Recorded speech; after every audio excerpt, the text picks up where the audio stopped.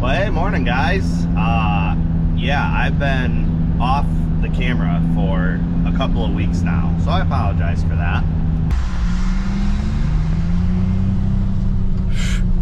Bees wings everywhere. This has probably been one of the more challenging falls as far as weather goes. We did get beans finished up last week. It was the hardest we've ever had to work to get beans off, and we are plucking away at corn. The new system is running really good. As you can see, it is very dirty though. I don't know what they call this stuff in other parts of the country. We call them bees wings, and they are everywhere. Up on the bin, they make drifts like the snow. They get into everything, and this dryer is notorious for them. I'm gonna pop in here and check on the dryer. It ran all night, and we're still putting in 25% corn, and we're coming out about 15.2 and doing roughly 1,000 bushels an hour. So basically one semi-load per hour. Put a whiteboard in here to keep track of moistures and how many trucks we have, to try and figure out, keep track of how much inventory we have in the wet tank, and then to see what the moisture is coming in, to make sure that the moisture sensor on the top of the dryer that is recording the grain coming in stays pretty close. So yeah, we're at 25.3, and then if you look over here, we picked a lot of 25% corn yesterday. But that was yesterday, and so we will erase all of this and start over and fresh today. First thing I'm gonna do is, so that's saying 15.4, which is perfect if it's actually correct, but I'm gonna go grab a sample out of the dryer and test it with our moisture tester here. This is probably gonna be a little bit loud back here, but we take the moisture sample right out of the front of the dryer where it unloads right here.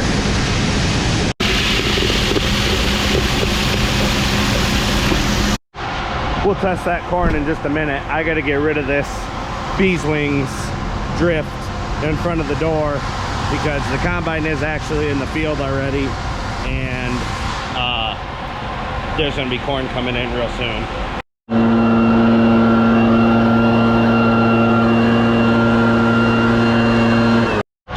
And I think I mentioned this before, that we're running this whole place on a generator. So the generator service people are here right now. They're gonna service the generator quick, which means we have to shut it down. So I have the dryer cooling and all the legs are shut down, and kind of stinks that we have to do that, but it beats not using the system. I guess in the meantime, we can test this corn that we grabbed a sample out of the dryer earlier. If I remember right, it was 15.4.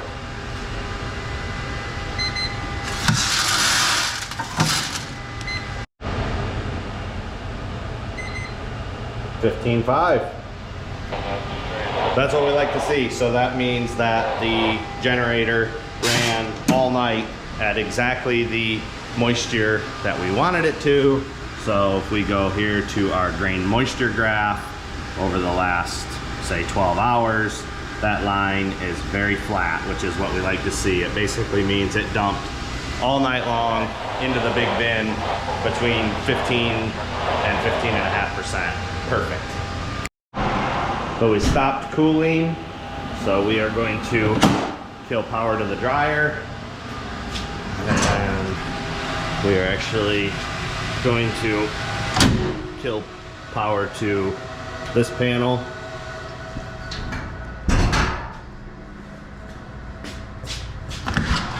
We'll walk out here.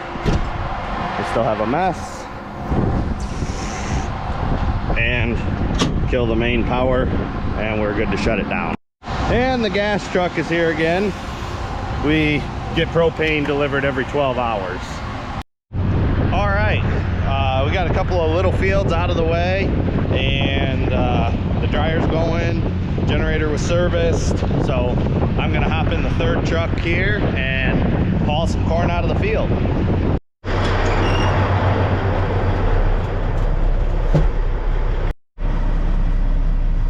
Waiting in line.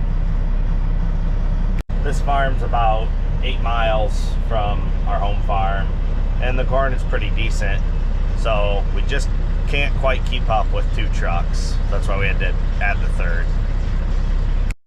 Plus it's a big field. It is roughly 200 acres, and the rows are about a half a mile long, so the combine can get a lot of bushels in a hurry. Filling her up.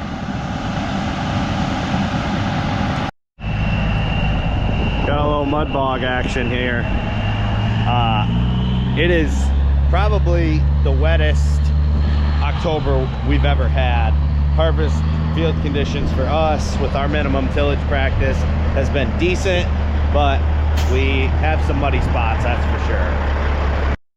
There's one spot turning into the field this is the driveway here, bottom of the hill. It's just a little dicey coming in with the trucks.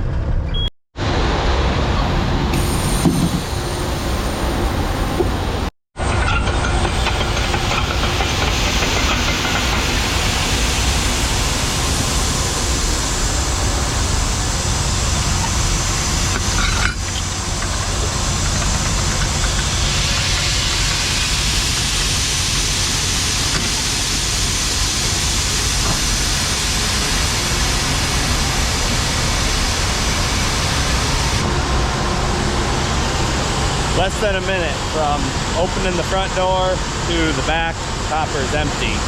And I'll close the doors, back to the field. And the pits were empty when I got here, so super efficient the way we're doing it now. Just gonna grab a quick moisture sample to make sure the dryer's on, and back to the field we go.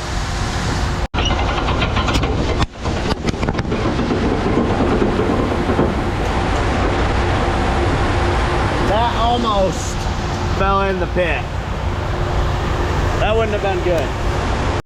I should probably invest in some sort of camera mount instead of just carrying it in my hand.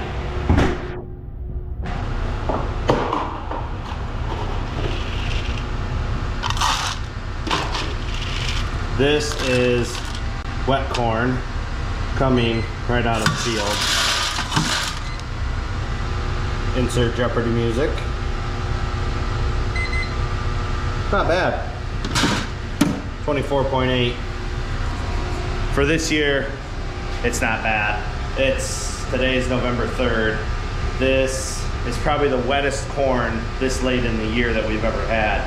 Normally, if we have anything left in the field this time of the year, it's 20% or under. But this year has been an exception for sure. And one quick check of the dryer.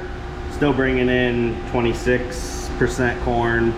I actually bumped this up to, I wanted that coming out at 16% because the corn is coming out at 88 degrees, so it'll cool and continue to dry some. That's better. In the bin, it will continue to dry some, but this is about the highest we've had the dryer. It's doing 1,230 bushels per hour. That's still at 10 points moisture removal. If we had corn where it should be on moisture, this would actually be doing closer to 2,000 or even 2,500 bushels per hour. And holy smokes, am I glad I'm in a truck today and not in this shed. The heat coming out of that vent right there is crazy. We are going to have to air condition this shed somehow. The tough part is, with this big of a mess all the way around, how do you keep an air conditioner clean or keep from plugging it up? But it is probably 80, 85 degrees in that shed right now. The way it's going right now, that system is 100% on its own. We come back to the farm with a loaded semi. We hit one button to activate the pits, and the rest it takes over from there. The dryer is controlling itself 100% on its own. The pits will shut themselves off when they get empty. Literally the only thing we do that we have to do is hit the green button when you come in with a load of corn.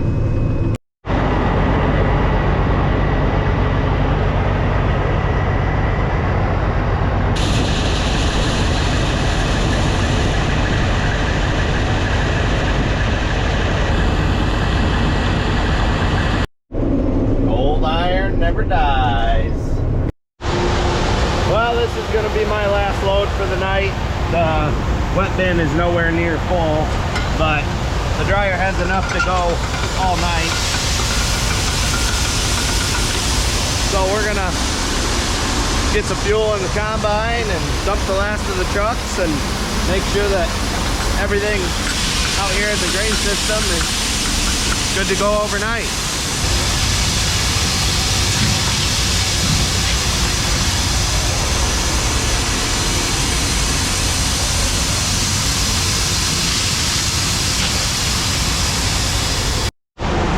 So the truck's empty. All we do, hit the green start button, and you can see the pit motors fire up. And then that also shuts off the wet bin motor, which is right here. Go inside the shed here. Going to grab a quick moisture sample here from the truck that I just brought in. Make sure that the dryer is reading correctly.